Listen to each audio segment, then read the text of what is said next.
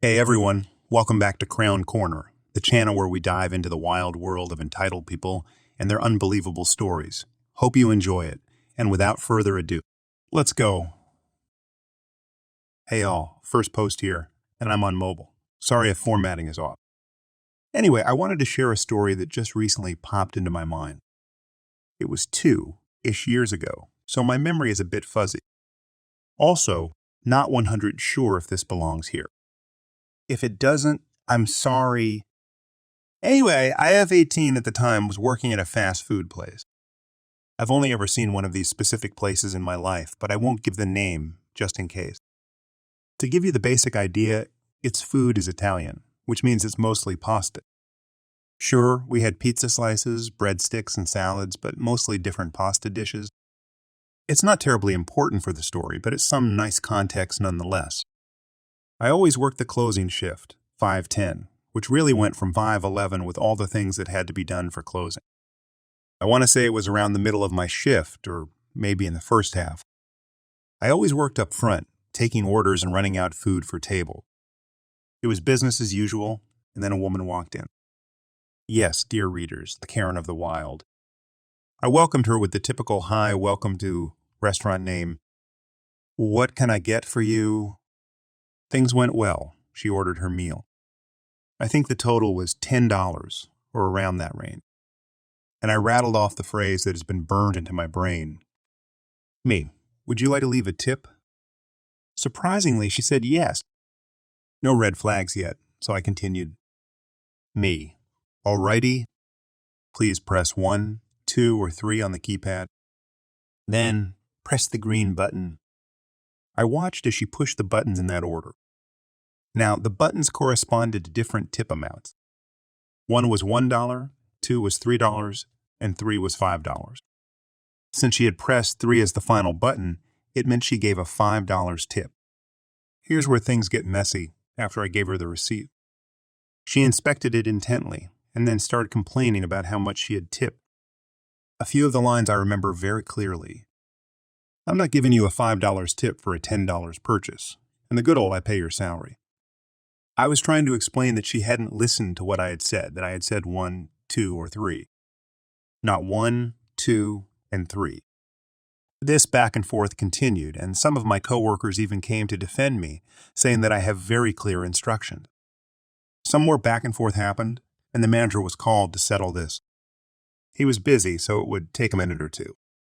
But during that time, this woman stared me directly in the eye and said, "I don't like your bitchy attitude." I, obviously shocked, exclaimed, "Excuse me," and being as shocked and angry as I was, felt tears in my eye. I cry when I'm really angry, for some reason. Anyway, manager got there and settled it. I can't remember exactly what the outcome was, since I was already helping a group of younger boys. So, this is a story that happened when I was 7, and I mostly remember what happened, but I got the conversation from my dad, and he said that he was paraphrasing everything, so it isn't the exact conversation. So when I was 7, I played in a little league soccer team, and near the end of the season, there was a tournament with every team. If your team won, every player would get like a small trophy and a medal that they probably bought at like a Dollar Tree. But to us 7-year-olds, those things were better than a World Cup trophy. Well, that year my team won. After they handed out the orange slices and trophies, a woman came up to me with a crying kid who was on the other team. He was definitely crying because we absolutely smoked the other team, and she said, "Yeah, Miss Sweetie, that's a cool trophy you have right there." Me, nodding my head, yes. "EM, do you think you could give it to me so I can give it to my son? He played very well." Me, no.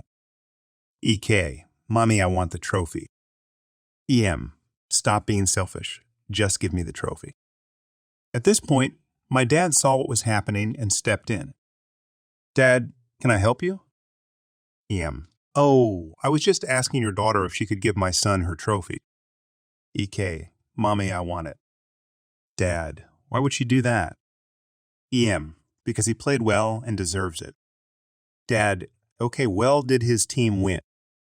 EM, no, but that's not the point. Dad, no, it is a point. EK, she wasn't that good anyways. Girls shouldn't even play soccer. Dad, if she isn't good, why did you lose?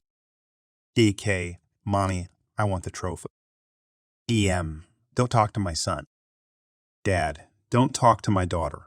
Go bother someone else. The entitled mom then ran off to go bother someone else, and eventually, the coaches made her leave. It's a funny story that my dad tells when we meet someone new. I don't get the entitlement that some people get when it comes to their kid's sport, and in all honesty, if she just asked the coaches, they probably would have given her one. And not to brag, but the Pink Panthers would go on to win the tournament back, too. Back. In the late 70s, I went to Girl Scout camp. It was great. But one night they served boiled spinach, and as fate would have it, I'd been playing with pond moss that very afternoon. Add to this, I'd tried spinach once at a friend's house, and I threw up. Mom despised spinach, so it hadn't crossed my plate any other time. At dinner that night, our vegetable was boiled spinach. I told the counselors I can't eat this, I'll throw up. If you don't take at least 3 brownie bites, you can't have dessert. What is dessert? I queried. Ice cream sandwiches, answered counselors. Damn, game on. Okay, I want that. I'm going to take a bite and puke. Should I aim for the railing? It was semi-outdoors. The counselors had stopped caring. Oh, sounds good. I took the bite, swallowed it, and promptly puked over the railing. Suddenly they were all action and rushed me to the one-stall bathroom. That was occupied. I puked in the sink until the vile green shit was out of my system. As I wiped my mouth with the paper towel, I said so. Do I need to take my other 2 bites? Several counselors asked me shortly thereafter if you knew you were going to throw up. Why did you eat it? I love ice cream sandwiches, I answered. My sweet mother raised hell upon my return from camp that summer, and the forced 3-bite rule went away at Camp Winaka for many, many years. Enjoying the stories yet? If you do, please subscribe, like, and comment. So, this might be my last update on the mess with my mother and stepbrother since we're finally starting the legal fights, but I finally had a good laugh. In my previous posts, I haven't said a lot about my biological father. He died when I was 1-year-old, so I never really met him. I have one picture of him holding me when I was an infant. I mostly know him from stories from his family. What I do know is he was a man of means. He had a lot of assets that he had carefully divided in his will. Not like so rich, I'll never have to work type. Just rich enough that I would be able to live comfortable so long I worked and did right by my finances. I was not aware he had made sure to leave me with anything. Neither did my half-brother Sam, his son with his first wife. I'm the daughter of an affair partner turned second wife. My understanding was that anything I inherited was wasted by my mother to buy things for her predator stepson Chris, who she prefers to me. He was my abuser growing up. In her words, daughters don't need inheritance. Just marry a wealthy old man like me. Well, since my mother and Chris have been harassing me lately, we drove to my dad's lawyer to get some things we need from my dad's records for the lawsuit we are planning. He's a sweet older man, kind of looks like my dad a bit, and was my dad's best friend. When we met, he received me with a hug and told me how happy he was to finally meet with him. His wife was there too, and she also gave me a big hug and told me we needed to have dinner at their place. Once we all caught up, we found my mother had been faking receipts to get money from my trust. A lot of it, some of it from when I was under Sam's guardianship. And she's not the executor of my trust. She had to provide receipts for anything. She's been sending receipts for me because I'm still in medical school. I finished school in 2021. Well, her meal ticket not only got torn, and now she's in big trouble. Because this is fraud, and basically my hands are tied about pressing charges or not. She claims me as a dependent on her taxes, so my dad's lawyer would refund her for her expenses. He basically told me there's just no way we can keep this just in civil court. He had to contact her and the police. Doesn't help she's been using my social security number for some things she shouldn't. Thank you for the people that advised me to freeze my credit. You guys saved me for sure. I probably won't be able to post for quite a while. And I'm going to be incredibly busy. I'm just mentally exhausted about how much has happened. I wouldn't have done anything about my mom using my trust if she had left me alone. I wouldn't even know about it because the trust is set for me to take over it with proof of marriage or graduating college. And since I didn't know about it, I never sent the required paperwork to take control. She could have milk it dry if she left me alone and just kept sending fake information. I am in the process to get what's left of my trust. There's quite a bit in it and should be enough for me to get a house or condo if I mix it with my savings and still have left over to invest or do other things safely. I might wait for a while to buy anything, though. I don't know how safe it would be since my mom still has my social security number. Firstly, this is not my story, but my wife's. Secondly, English is my third language out of 4. Thirdly, I'm dyslexic with a severe case of ADHD. Lastly, this is my first full format, so go easy on me. Background. In my country, we have mandatory military service for both men and women. In my wife's case, she could have skipped it because of a medical condition. She has epilepsy, but she chose to serve. This story happened during her service. The cast: direct commanding officer. Do idiot serving with my wife. Karen, my sex machine of a wife. OP. The story occurs when OP and Karen served in the same office under Do. Karen and OP also bunked in the same barracks with 2 other women serving under a different division. In the beginning, there were no problems in the office. Then one day, OP forgot to take her evening meds with her to work. OP commander: may I leave early? I forgot my meds and I need to take them in an hour. Do: you can leave in half an hour. Context: the distance to the female barracks is 20-30 minutes away, depending on walking pace. The Do knew that the meds slowed OP's motor skills. OP: thank you. Karen interrupted. Karen: hey, that's not fair. Why can she leave early? OP: I need my meds. Karen: you're lying. You just want to leave me here with all the work. The only work left was cleaning the office. OP: no, I'm not. I have epilepsy. I need my meds to prevent seizures. Karen: no, you don't. You're just faking to get high. OP: high? Are you out of your mind? My meds suppress the brain. I do not get high. It makes me function a bit slower. Karen, being a big dum-dum, continued to complain to Do that OPP was lazy and was slow on purpose. Karen: see, she's doing it again, using the same lame excuse so she can just stay in bed, get high and watch movies all day long. Do: that's enough. Karen, stop harassing OP and get back to work before I suspend your weekend leave again. OP, leave now and don't forget the meds next time or you will be in trouble. Context: every 21 days you get a weekend at home. Karen had been threatened with and received this punishment before for doing or saying something stupid. OP and Karen both respond, yes, sir. OP returned to the barracks. The following morning, OP arose for the raising of the flag routine. This is mandatory for every soldier to be checked in and represented at 7, while getting ready. AP can't find her meds. OP, addressing the 3 other women in barracks, where are my meds? Karen, with a wide, malicious expressions, I flushed them down the toilet. Now you can't get high and have to be normal like all of us? OP, with a shocked expression, you did what? You idiot, I need them. It takes 3 days for my meds to arrive at the base clinic. I can't go that long without them. I'll have a seizure. Karen, no you won't. You're just a junkie and now you can't get high. They stop arguing because they need to get outside for the lifting of the flag. OP arrived late at the office. Do: OP, why are you late? OP, I was looking for spare meds because Karen flushed my meds down the toilet. Do: angry and panicked Karen, get you ass in here right now. Karen, with a please expression, what do you want? Do: still angry and with a commanding expression, first of all, it is do, sir, to you. Second, are you out of your damn mind? Why in the world would you flush O'Hee's meds? She can't function without them. Karen, with most Karen voices, yes, she can. She's just faking it. She's a junkie. I just helped her to get rid of her addiction.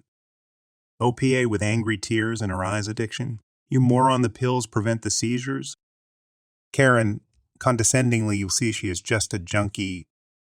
OP, with prominent blood vessel pulsing on her forehead and a ghost white complexion. I don't feel so good. Do: I need to lay down. I feel a seizure coming right now. Context: the preventative measures of the meds wear off quickly when a patient is in distress, such as an emotion like anger. Karen, oh no you don't. Stand up. Karen proceeded to lift OP off the floor. See? She's just faking it. Just look at her. At that moment, OP had a grand male seizure, fell to the floor and broke her front teeth. Do scream at Karen to get the F out of the room. Karen continued to proclaim that OP was faking and was all for show. Do call for paramedics. They, in turn, took OP to the hospital for medical treatment. OP had to stay in the hospital for 3 days of observation and a further 2 weeks at home to rest. Karen received a court-martial and 2 weeks of military jail time. It turned into a 3-month sentence as her urine test showed weed in her sample, justly deserved. I never thought I would have a story to share in one of these threads, but it finally happened. I apologize for the length, so long it has to be split into 2 parts, but this one is a doozy. For the sake of telling the story a little smoother, I'm going to explain some things up front. I, female, early 30s. Let's call me Molly. I'm the manager in the accounting office of a very small loan company. Like, really small. We have less than 30 offices with only 2 employees at each office. For this reason, we're kind of low-tech, old-fashioned. I'm talking paper timesheets that get faxed to our office. We're also the corporate office that handles the payroll. Our office hours are 8:30 a.m. to 5:00 p.m. with a half-hour lunch. Me, my employee, who we'll call Sally, work this shift. Our boss, who we'll call Greg, is the owner, Tia. He works in the office starting at 9:00 a.m. till whenever he leaves for the day. Most of the time, that's around the time we leave. Sometimes it's earlier due to errands he needs to run. So in October 2022, Sally, female, early 30s, gave us a note that her doctor wants to have daily appointments with her indefinitely. She let us know she would need to leave at 3:30 every day. Greg granted that request. He even gave her the opportunity to come in early so she didn't miss any of her 8 hours each day.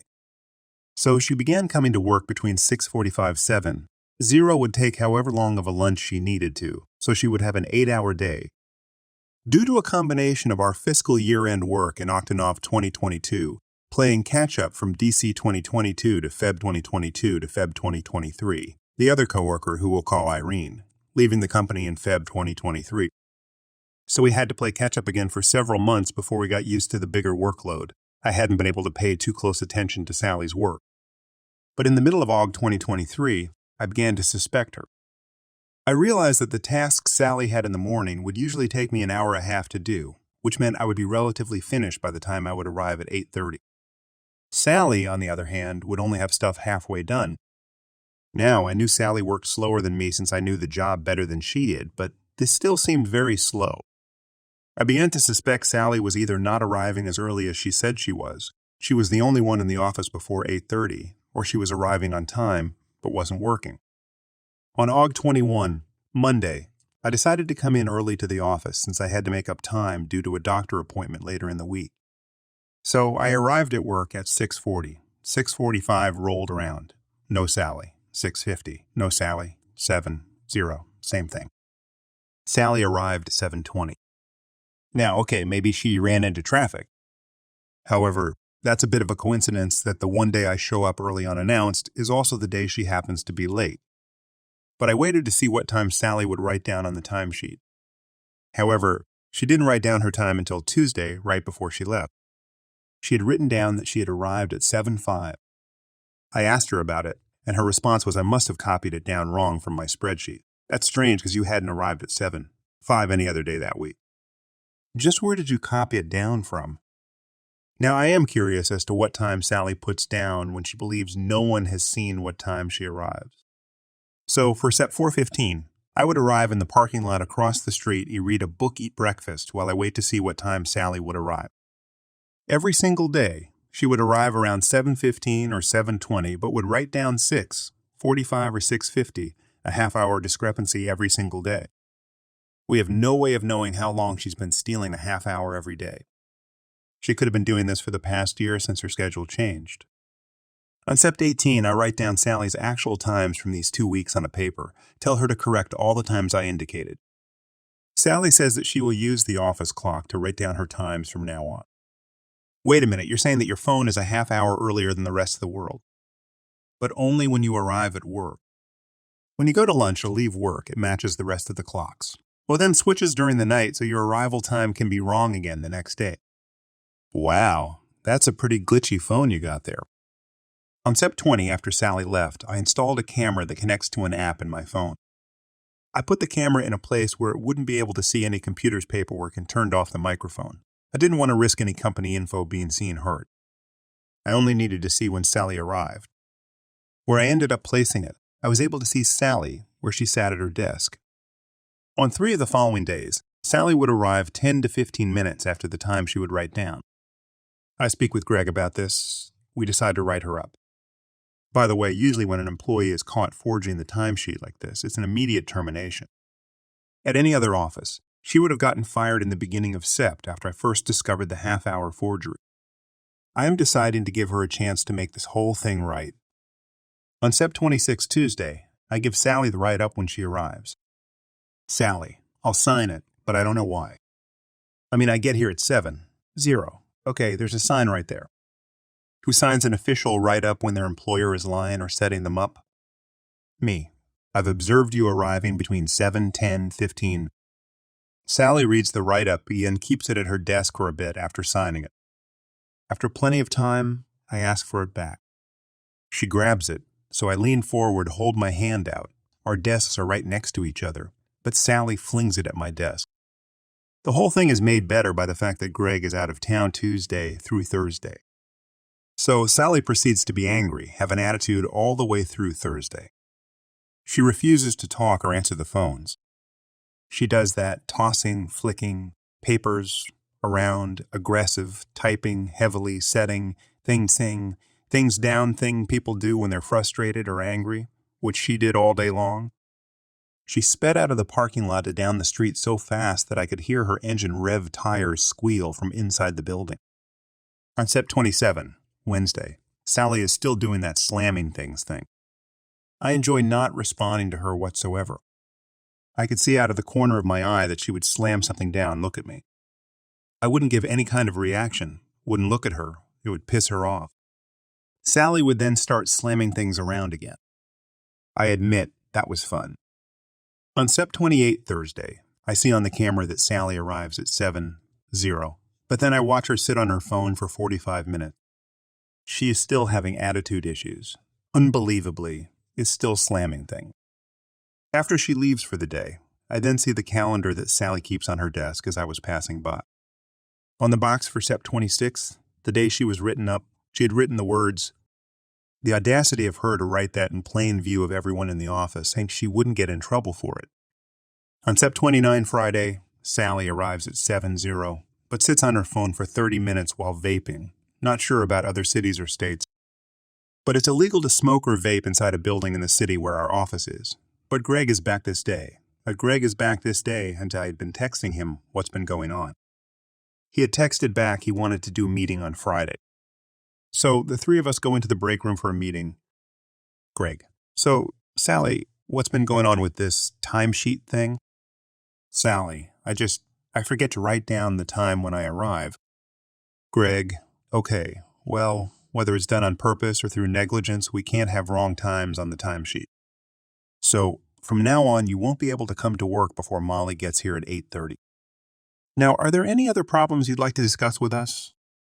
Sally begins getting worked up. I feel like I can't talk to her. She creates such a hostile work environment. Now I am blown away. Me, hostile. I'm autistic, so I'm naturally shy, hate socializing, so I usually don't talk to anyone very much. Everyone I tell this story to, their eyes widen when I mention this, because there's no way anyone would ever describe me as hostile. Luckily, Greg interrupts her to defend me. This isn't a hostile work environment. Sally, backpedaling. Well, she gets mad at her printer bangs on it. That just flashes me back to stuff. I'm trying to work on myself, the anxiety. She just sends me back. Oh, so now we're claiming we have PTSD, that my violent actions are giving her flashback. Who is it laughing right along with me every time my printer jams? By the way, I know she's lying about the PT because I have a couple friends with PTSD recognize the sign. Sally doesn't show any sign of fear or panic or shrinking away from things, nothing like that. There are no signs whatsoever of her being alarmed by anything I do. Oh, not to mention the double standard. You're allowed to slam things around for 3 straight days, by the way, but I'm not. Anyway, we wrap up the meeting after Greg underlines, for Sally's benefit, that everyone in the office needs to get along. On Oct 2, the next Monday, I had a good drive, happened to get there at 8:20. Sally arrives at 8:25, comes in, stopping at my desk. Sally, annoyed. Are you going to be early all week? Me, frowning. Caught off guard. I don't know. It just depends how long my drive takes. Sally, with a snarky attitude, because I had to keep driving around waiting for you. So if you're going to be early, I'd like to know. Okay, first of all, no one's forcing you to drive around. You can park your car in the parking lot. Do you really think we're going to fire you for sitting in the parking lot while you wait for me? We only said you couldn't come in and work before I do. And second, it's none of your business when I get to work. My shift starts at 8:30, therefore you should aim for 8:30, just like Greg told you to do. How am I supposed to predict the exact minute I get to work? And you're going to get angry at me because I didn't show up before my shift starts. Since when is it a requirement of mine to come into work before I start working? Well, a bit of malicious compliance in this entitled story. If I can see I'm going to arrive at work more than 5 minutes early, I stop at the store just down the road to shop until 8:30. Because guess what? Sally gets there who knows how early and sits in the gas station across the street, waiting for me. Fine, you want to be that way? I can be petty too. By the way, Sally has a radio talk show she listens to from before I get to work until it ends at 10:00. I'm not into talk shows, but it wasn't too annoying, most of the time, so I didn't say anything about it. The reason why I started having a problem listening to it was that they would get into inappropriate things. C's Toy Review, for example. It made me super uncomfortable when they did segments like this. From the moment Sally was written up, she started only listening to the show on her headphones, thinking she was punishing me by me not getting to hear the show. Joke's on her. Sally did me a favor by not having to listen to that thing. Sally was also told that she is no longer allowed to take smoke breaks on the clock. As no one else in the office takes breaks but chooses to work through them, this change would be made so all employees were equal now. But here's the interesting thing. Sally suddenly stopped taking smoke breaks at all, but her bathroom breaks grew more numerous and longer. When she had been taking smoke breaks, the alarm on her phone would go off at specific times, such as 2:00. She would then go outside to take her smoke break. After the on-the-clock, smoke break privilege was taken away, the same alarms would go off, such as 2:00. She would then disappear to the bathroom for 15 minutes, and I even smelled smoke in there when I went in there right after one of these long bathroom breaks. Ever since the write-up, there's been attitude every once in a while. Most of the time, I have no idea what it is I did that could possibly have set her off that day. All I know is that Sally's suddenly slamming things around again. PTSD cured now, is it? And she's still constantly making mistakes, like she's always done. On Off 27, Sally is working on the funding. Loan proceeds funded onto a customer's debit card. What we do is get the list of customers, determine how much the office funded that customer, transfer the money from the office's bank account to the holding account, and then transfer the total from the holding account to the account that directly funds the debit cards to replenish the money. We had 2 customers with similar names, say John Smith and Jack Smith. Sally hadn't paid attention to the whole name and had applied John $0 funding to Jack. However, Jack had been funded $250. So, that money was missed, and I had to make a separate transfer for it. On DC4, Sally is working on the funding and writes down $0 for a customer. But the report from the office says he actually got $96. On DC8 and 9, we discovered 2 checks that were supposed to be sent to our office, one from Oct, one from SEP. Neither had been cashed, and neither had ever reached us, even though we had the rest of the paperwork that would have come with those checks. Due to the dots I'd connected, I had a pretty strong hunch that Sally wasn't thoroughly checking the mail envelopes to make sure they'd been completely emptied before they got thrown away. I believe these checks were still in some envelopes that were then thrown away by Sally. On DC11, on the bank reconciliation sheets we work at the end of the month, like balancing a checkbook, one of Sally's offices was out of balance by $68 and she couldn't find it. I couldn't find it either. I pulled out the one done for the month before. I couldn't find it there either. But I did notice one thing. The checks that hadn't cleared the bank yet didn't add up to the total amount of outstanding checks Sally had written down. By $68. I go back to the month before that one. There were a total of $68 in old checks that never got cashed and therefore should have gotten written off on the fiscal year end at the end of October. But she hadn't transferred them to the new month's sheet. So now we have to hold on to them for a whole year to write off next October. The same day, I went through all the offices to double-check the geocodes that we post the expense checks to. GEL codes determine where an expense gets coded, e.g., post an electricity payment to the GEL code for utilities. The day previously, Sally had gotten several DL codes incorrect in the Miller office. She had forgotten to change the codes from the one for the checkbook to the ones for the expense account. She had caught those ones since it affected the balance of the checkbook, so I'd helped her fix those properly. However, there were expense checks sent to a GL code that wasn't the right one that Sally hadn't caught. I talk with Greg as I feel that every time I turn around, I'm either retraining Sally on stuff I've trained her on multiple times.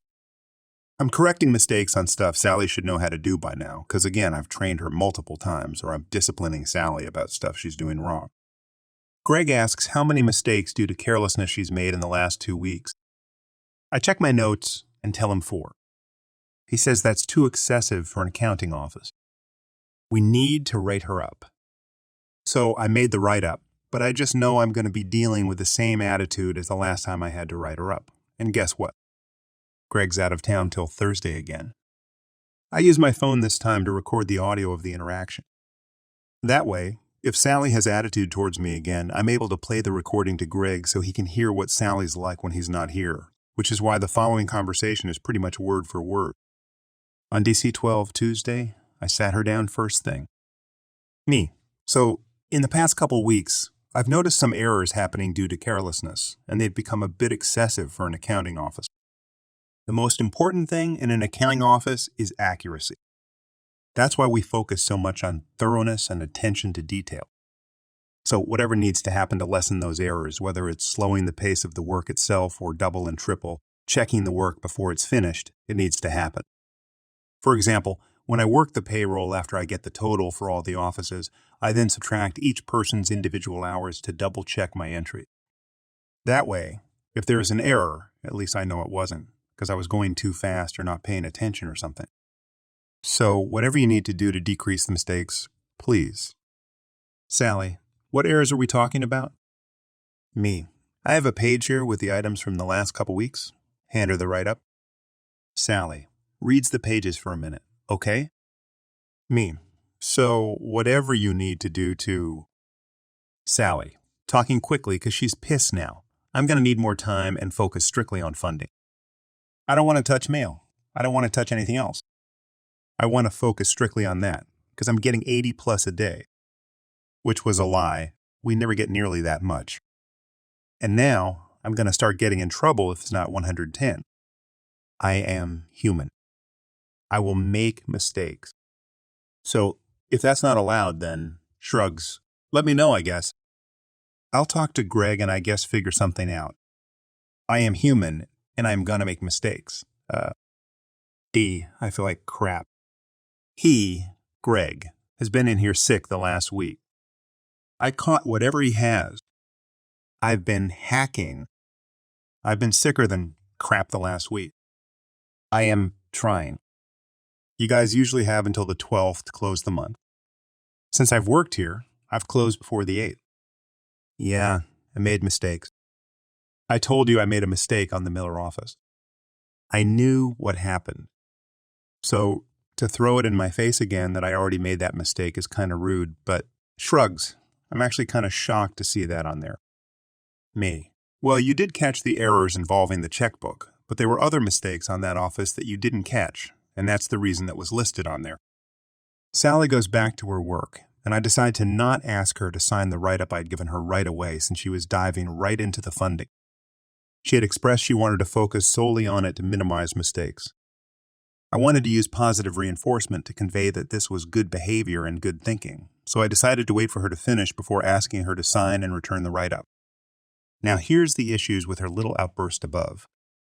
Sally is complaining that she's human and makes mistakes, and we're not allowing mistakes. We're not saying that she can't make mistakes, because she's right. Everyone makes mistakes. I make mistakes. What we're saying is that she's making mistakes much too often. Sally says the reason for these mistakes the last 2 weeks is because she's been sick the last week or so, because she caught what Greg had. Do you see the timing problem there? Also, these kinds of mistakes have been happening for months and months. I only brought these examples up because they were recent. Sally pointed out the fact that she closes each month really quick. We don't care how fast things get done. Our goal isn't to get things done quickly, but to get things done accurately. If we happen to get it done quickly, that's just a bonus. We would rather things go slow than to have errors causing problems or costing us money, because we didn't take the time to make sure it was correct. Sally states it's rude that I'm throwing her error back in her face. You already know my reaction to that. She obviously doesn't know how a job works. Just because we discussed this error already doesn't mean it can't go on the write-up. This is just one of the examples that required us to do a write-up. We're not doing this because we want to write you up or that we're looking for excuses to get you in trouble. We're doing our job. If a situation needs correcting, we have to correct it. We can't just ignore it. And obviously, me talking about your errors all these months hasn't helped. You're still making the same mistakes. So now we've had to escalate to a write-up on paper. Sally doesn't say another word. She, as expected, starts doing her tossing things because I'm pissed off thing. I just go back to my work. I've said my piece. Now we can put behind us and move on.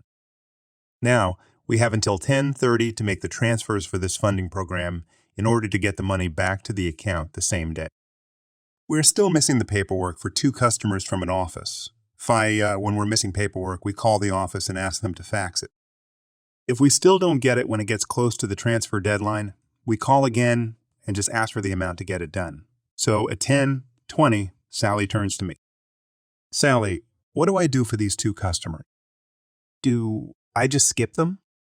Me, frowning, do what you usually do when you don't have the paperwork in time. Call the office. Sally, in a sharp tone. I did. She's assuming I mean call the office to tell them to fax it. Me, ignoring her attitude outburst. Call up the office and ask for the dollar amounts. Sally, but I don't want to write down the amount without seeing the actual paperwork. If I'm going to get in trouble for errors now, I don't want to take down what could be the wrong dollar amount over the phone. I mean, I think that's only fair to me. Me, in the instances that were mentioned, they weren't cases of taking down an amount over the phone. They were instances where we had paperwork or a report to see the amount. We would never write you up if there was a possibility that the office gave you the wrong amount over the phone.